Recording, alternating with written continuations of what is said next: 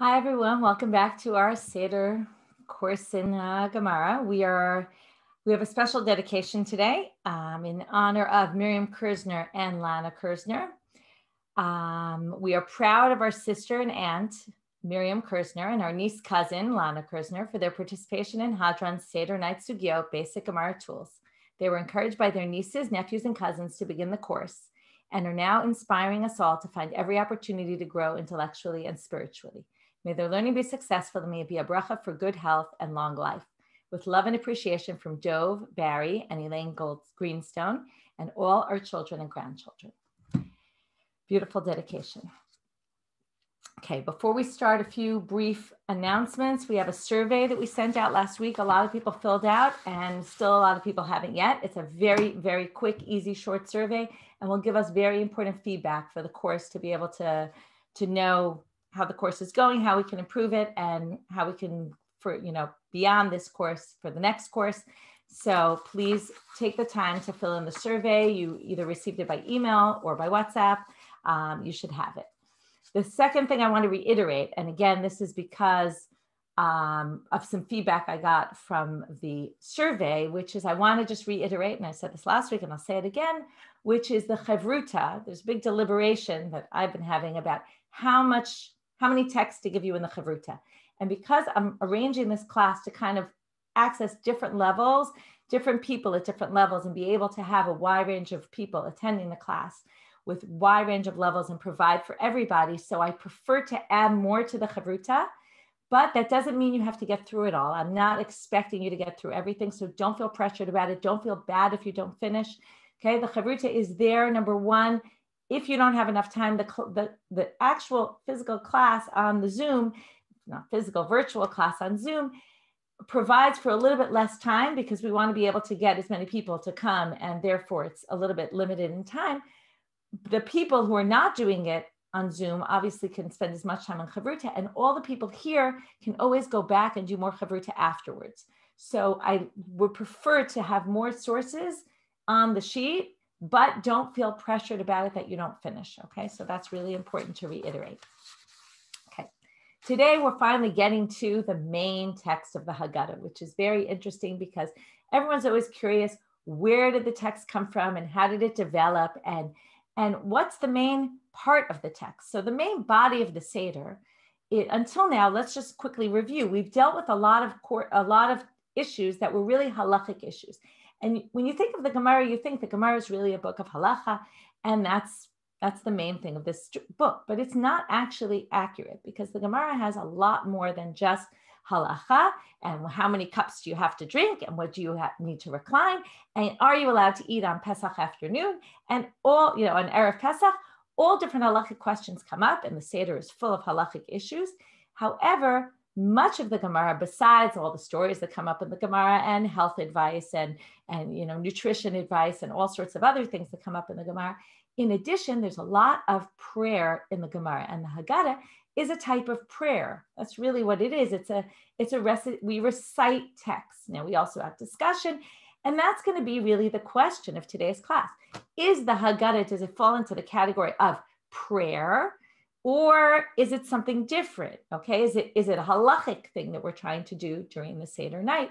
And particularly when I talk about the Seder night now, we're focusing on today's topic, which is Magid. Magid literally means to tell, okay? And it's the part of the telling of the story.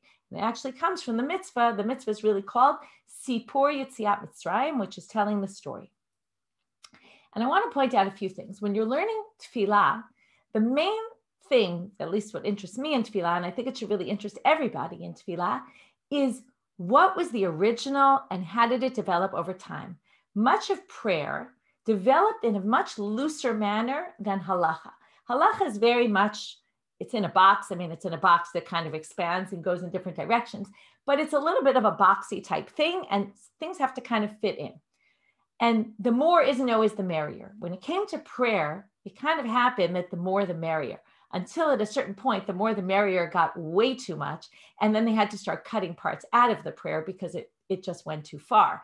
And that was in the time of the Paitanim, who added all sorts of extra things. And then prayer, they started to say, wait, this is too much.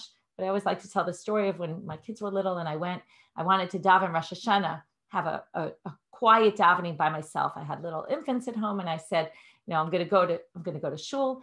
And I get to shul and my husband's a rabbi of a shul. So I knew I was on a pretty strict time issue. And I start and they start davening. I'm going perfectly on pace. I'm going to get through Shacharit in shul. I'm very excited. And all of a sudden we get to the brachot of Kriyat Shema and they start, I don't know if you ever noticed, but in the Seder, there's these extra piyutim and they start adding all these extra piyutim. And my face sunk. I said, oh, I'm never going to, and I basically just finished davening by myself and went home. And I was so disappointed. So that's a good example of too much prayer is sometimes not necessarily a good thing.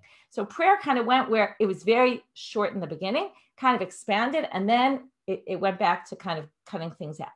That's not exactly relevant to the Haggadah, but that's just a little background. It's important to understand because the way, and the other thing that's very important about prayer development was, this is very clear, which is in the time of the first temple, there were almost no prayers because everything was centered around the temple. When they left the first temple after the destruction, they started the very beginnings of prayer really began. And before that, it was more individual prayer. And over time during the second temple period, prayer starts to develop, but it's very, very basic. And only after the destruction of the second temple does prayer develop even more. And this is why the Mishnah and the Gemara are very, very important tools to understanding the development of prayer, and particularly when it comes to the Haggadah.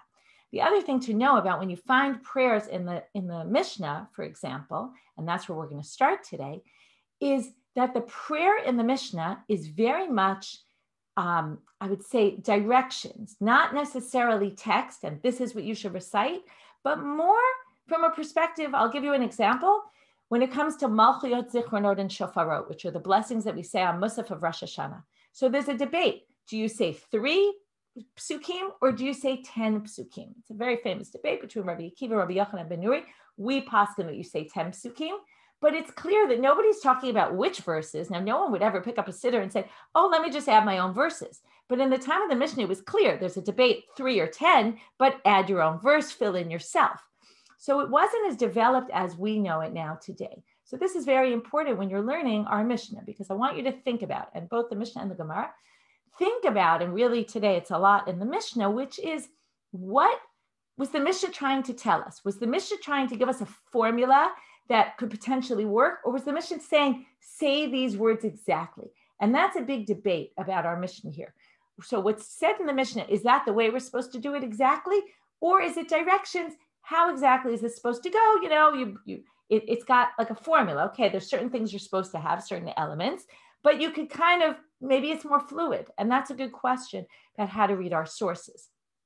The other thing about prayer is that certain parts of prayer develop over time and sometimes are affected, just like with the halacha actually, by societal things that are going on. So that might also have an effect here. And then what else did I want to add here? Okay. And then the question is, so I want you to think about, I'll just review because I basically made all our points, which are, what of our Seder do we actually get from the Mishnah and the Gemara? Okay. And you're going to notice that we're going to talk about certain parts of the Seder. There's clearly, and I'm right now I'm just talking about Magid, there's certain parts that are clearly not mentioned in the Gemara, and there's certain parts that are mentioned. So some parts you'll see are definitely late additions. Like I'll give you an example. Dayenu is not going to appear in the Mishnah. You're not going to find it here. Okay, that's a classic piyut. That's something that was added much later. So what do we get from the Mishnah and the Gemara? When the Mishnah said it and the Gemara said it, did they mean this is what was meant to be? Or were they giving you directions and a framework, but you kind of fill in the blanks? And what changed over time in particular? Okay, and you're going to find out something interesting that I know we all make a big deal about, the 4s in the Seder, the 4 cups, the 4 questions, You're going to find out today that it's not so clear there were always 4 questions. So I'll just kind of throw that out there. And with that, I'm going to throw you into Chavruta. So we have 18-minute Chavruta today. And then we'll come back together. And as usual, we'll have Chavruta after that. Okay.